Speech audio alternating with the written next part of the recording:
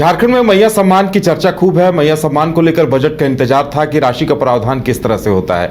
राशि का प्रावधान हो गया। बजट के दौरान बजट सत्र में घोषणा भी हो गई है कि जनवरी और फरवरी के पैसे बहुत जल्द लाभुकों को मिल जाएंगे। लेकिन दिव्यांगों की शिकायत है कि उनकी सुध कौन लेगा। उन्हें जो पैसे मिलते थे, जिन पैसों की बदौलत उनका गुजारा होता था, उन्हें अब कौन सुनेगा और उनका आगे क्या होगा।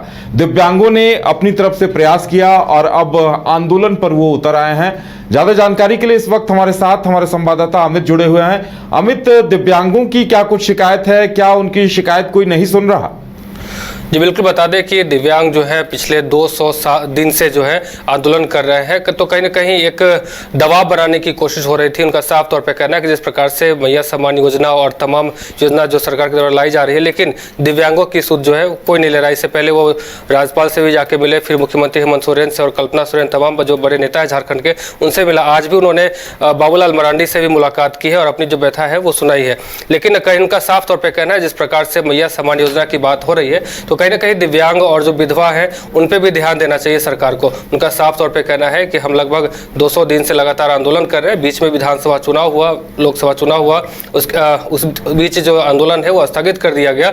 लेकिन उसके बाद पुनः फिर से 22 फरवरी से वो लोग आंदोलन पर बैठ गए राजभवन के समक्ष। और उनका साफ तौर पर कहना है कि हमारी जो मांग है वो जल्द से जल्द पूरा करें, क्योंकि आंदोलन से पहले उन्होंने भी कहा था कि 1000 रुपये हम लोग को राशि मिल रही है, लेकिन 1000 की जो राशि है वो हम लोग के लिए बहुत कम है। ऐसे में जिस प्रकार 2500 मैया सम्मान योजना की राशि है वो है, हम लोग को भी कम से कम उसी के जो समक्ष है करना चाहिए।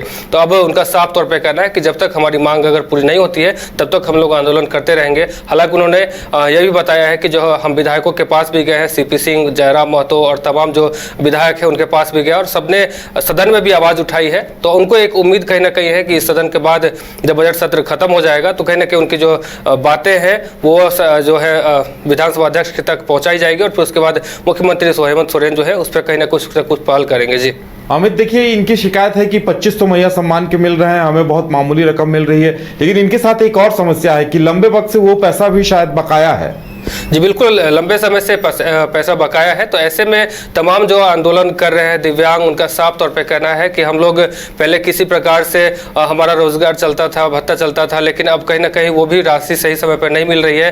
तो ऐसे में उनका साफ तौर पे कहना है जिस प्रकार से नामकुम में हेमंत सोरेन ने तमाम मैया सम्मान योजना की राशि जो है मैया लोगों को पहुँचाया है, तो ऐसे में अब दिव्यांगों की भी सुध उनको लेना चाहिए। और हम लोग भी कहीं ना कहीं इसी पे डिपेंड रहते हैं और इसके अलावा कोई काम हम लोग को मिल पाता नहीं है।